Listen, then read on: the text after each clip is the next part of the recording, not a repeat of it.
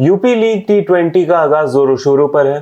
काशी रुद्रास पिछले साल की चैंपियन और इस साल की रेनिंग चैंपियन अपने टाइटल डिफेंस की ओर अग्रसर।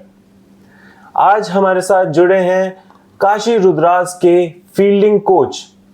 क्रिकेट एक गेम जो अब सिर्फ बैट और बॉल का नहीं रहा बल्कि क्षेत्र रक्षण का भी हो चुका है। क्षेत्र रक्षण यानी फील्डिंग। फील्डिंग से याद आया कि 1983 का वर्ल्ड कप अगर सबको याद हो तो एक कैच वो था जब विवियन रिचर्ड्स का कैच कपिल देव ने लिया और वो डेट थी 25 जून 1983। वहीं पे एक डेट और है जो कि है 6 जुलाई 1983। सहारनपुर में जन्मे एक ऐसे खिलाड़ी जो आगे जाके हिमाचल प्रदेश के लिए भी खेले और हिमाचल प्रदेश से आगे बढ़े और एक फील्डिंग कोच और बहुत ही बेहतरीन लाइटनिंग फील्डर भी बने। फील्डिंग से और एक और चीज याद आती है, वो है 2024 का T20 वर्ल्ड कप, जब भारत ने दूसरी बार T20 वर्ल्ड कप का खिताब उठाया और उसमें सबसे बड़ा योगदान था वो लॉन्ग ऑफ पे सूर्य कुमार का डेविड मिलर का लिया हुआ कैच। तो स्वागत करते हैं हमारे आज के मेहमान का, यानी वकार अहमद साहब का, जो कि हैं काशी रुद्रास के फील्डिंग कोच। वकार अहमद साहब, कैसे हैं आप? बहुत अच्छा हूँ। सहारनपुर के जन्मे खिलाड़ी हैं आप, हिमाचल प्रदेश के लिए खेले हैं जी। ये भी पता लगा कि आप योगराज सिंह के शिष्य हैं जी। अपनी जर्नी के बारे में संक्षिप्त में ही बता दें तो बहुत ही मेहरबानी होगी साहब। नहीं, मैं स्कूल टाइम से थोड़ा इंटरेस्टेड था क्रिकेट में, तो वहाँ लोकली खेलता था सहारनपुर के अंदर।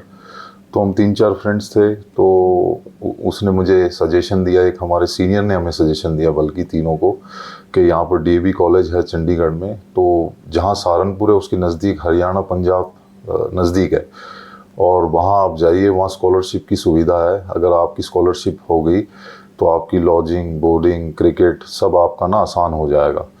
तो हमने ट्रायल्स दिए, वहाँ सेलेक्ट हो गए और वही टर्निंग पॉइंट था हमारी लाइफ का। तो वहाँ हमने सर के अंडर कोचिंग करी और मोस्ट ऑफ द प्लेयर्स उस टाइम चंडीगढ़ एसोसिएशन थी नहीं, तो या तो हरियाणा से खेलते थे या पंजाब से, तो माइग्रेट होके हिमाचल चले गए। क्रिकेट का पैशन, क्रिकेट के लिए पैशन था, इसलिए आप हिमाचल के लिए खेले।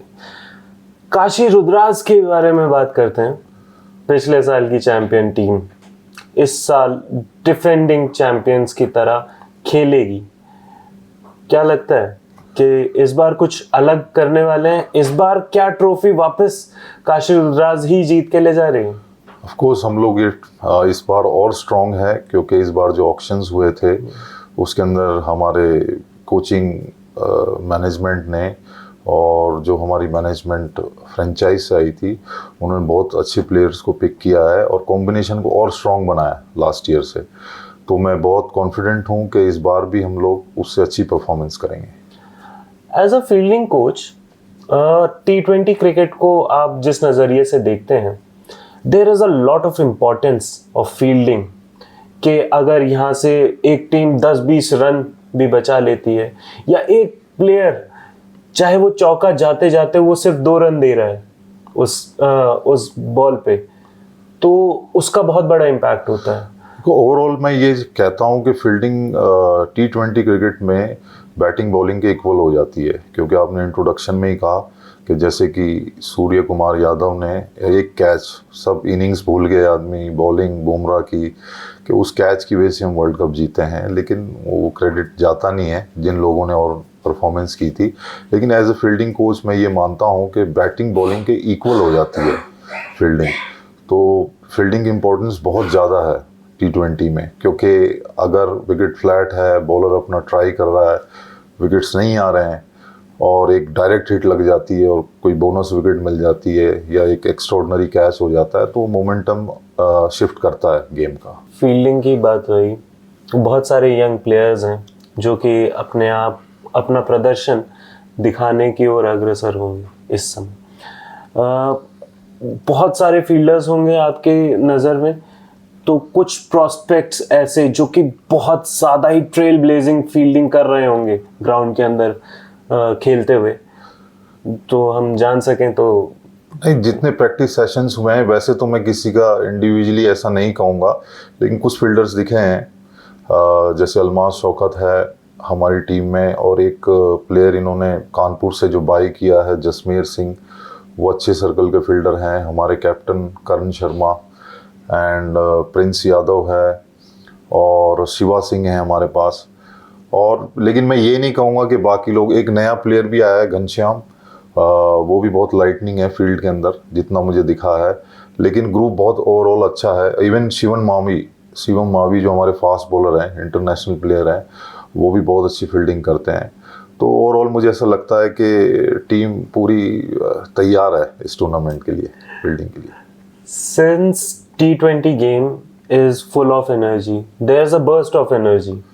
एक ही बार में पूरी की पूरी जान झोंकना, एक एक बॉल पे, हर एक बॉल पे रेडी रहना, तो उसमें फिटनेस की बात, जाहिर सी बात है कि फिटनेस एक बड़ा रोल, क्या कहते हैं, एक बड़ा रोल फिटनेस का भी होगा।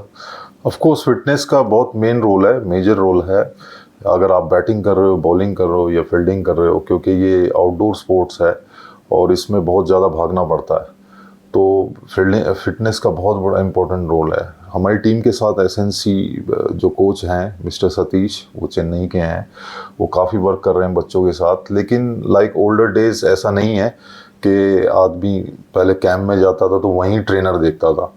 अब ये लोग इतने प्रोफेशनल हो चुके हैं कि इनके पर्सनल ट्रेनर्स भी हैं, डाइटिशियंस हैं, जो इनको टाइम टू टाइम गाइड करते हैं, इनके शेड्यूल्स बनाते हैं, और कई प्लेयर्स एनसीए के टच में भी हैं। लास्ट ईयर जब मैं अंडर 23 टीम के साथ था यूपी के, तो सारी रिपोर्ट्स इनकी डेली जो है एनसीए से कोऑर्डिनेशन में रहती थी।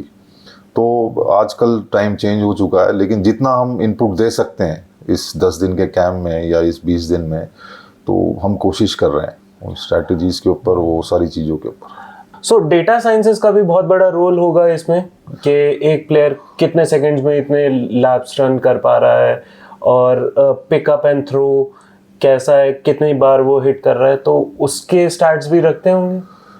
ऑफ कोर्स हम इतना पिन पॉइंट स्टैट्स तो रखते नहीं हैं, लेकिन ये चीज़ ज़रूर रखते हैं कि हमने कितनी फील्डिंग करवाई है, ऑन द बेसिस ऑफ उसकी फिटनेस पे, कि कितनी देर हमने फील्डिंग करवाई है। तो हम कोशिश करते हैं कि स्किल बेस्ड ड्रिल्स बनाएं, जिसके अंदर डायरेक्ट हिट्स हो गए हैं, शॉर्ट कैचेस हो गए हैं, बाउंड्री कैचेस हो गए। आजकल आप देख रहे हो कि वो डबल टैप के साथ बाउंड्री से बाहर ले आते हैं। कोशिश करते हैं उन सब ड्रिल्स को डालने की और एक्यूरेटली उनको एग्जीक्यूट करने की। तो होता तो है इस चीज़ का, लेकिन ऐसा एज सच कोई डेटा नहीं होता कि कौन डायरेक्ट बहुत ज़्यादा मार रहा है हिट्स या कोई चीज़ कर रहा है। और मेरा सोचना ये है कि फील्डर बहुत नेचुरल है हमारी टीम में, जितने मैंने देखे हैं, क्योंकि राउंड द ईयर वो लोग टूर्नामेंट्स खेलते रहते हैं, कॉम्पिटिटिव टूर्नामेंट्स, ये स्टेट क्रिकेट से अलग भी। कोई कंपनीज़ में एम्प्लॉयड हैं या कोई बड़े बड़े क्लब्स में दिल्ली में या बॉम्बे में ये लोग जाते रहते हैं, और कैलकाटा लीग भी खेलते हैं कुछ प्लेयर। तो काफ़ी कुछ इन लोगों को अपने बारे में पता होता है। तो हम लोग कोशिश करते हैं कि उसी चीज़ को यूटिलाइज़ करें और चैनलाइज करें और आगे बढ़ें। पिछले साल कानपुर में हुआ था ये यूपी लीग T20, इस साल लखनऊ में हो रहा है। वेदर कंडीशंस जो हैं इस साल पिछले साल के मुकाबले थोड़ी सी जो है वो मानसून के टाइम पे हो रहा है, तो वेट है।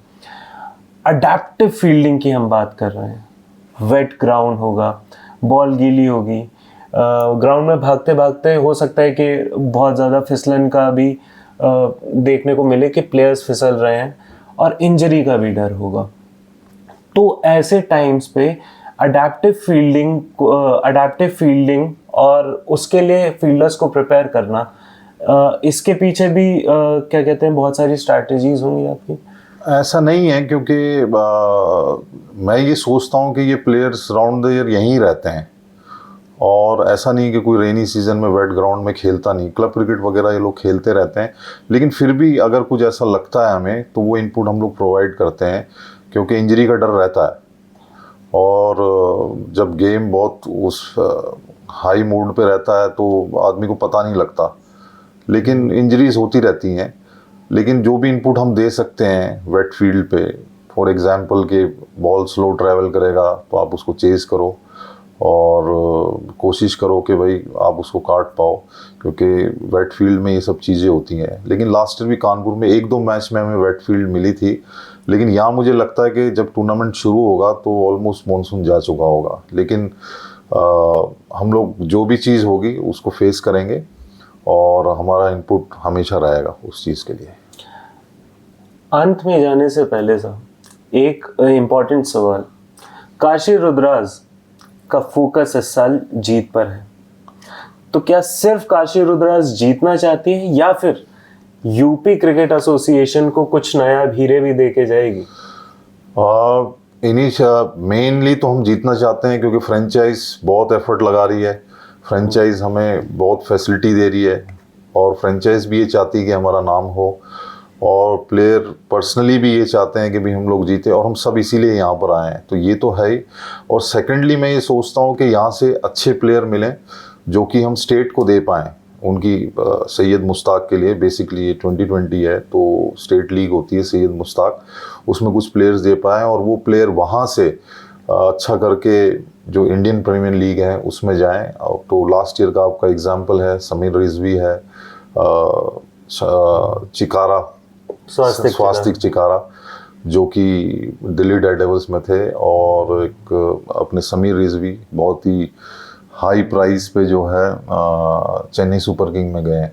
तो ये टूर्नामेंट बेसिकली जीतने के लिए भी है और कई प्लेयरों के फॉर्चून भी इससे चेंज हो सकते हैं अगर वो, क्योंकि सारे स्काउट्स की नज़र रहती है इस टूर्नामेंट के ऊपर और सिलेक्शन इजी हो जाता है कि एक कॉम्पिटिटिव क्रिकेट में एक प्लेयर कैसे रिएक्ट करता है सिचुएशंस को, तो काफ़ी आइडिया हो जाता है। तो मुझे लगता है कि यूपीसीए ने बहुत अच्छा काम किया है, राजीव शुक्ला सर ने, कि इस टूर्नामेंट को लॉन्च करने के बाद काफ़ी स्टार्स मिल सकते हैं।